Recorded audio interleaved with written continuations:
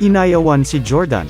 Alam niyo ba na kahit sobrang sikat ng greatest of all time ng NBA na si Michael Jordan ay may isang player na tinanggihan siya noon? Bago yan, like and follow na para lagi kang maging healthy at masaya idol.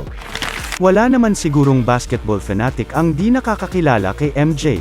Kaya nga rin siya tinawag na GOAT dahil sa impact na dinala niya sa laro. Dahil dyan pinapangarap ng marami na makakuha ng autograph mula kay Jordan. Pero ibahin nyo ang New York Knicks star na si Jalen Brunson. Noong 5 years old kasi si Brunson ay dumalo siya para manood ng game ng kasalukuyang team noon ni MJ na Washington Wizards. Inalok ni Jordan noon ang batang fan na si Brunson na pirmahan ang dala nitong jersey.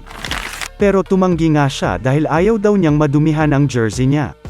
Laking pagsisisi naman ni Brunson noong na-realize niyang tinanggihan niya ang kanyang idol.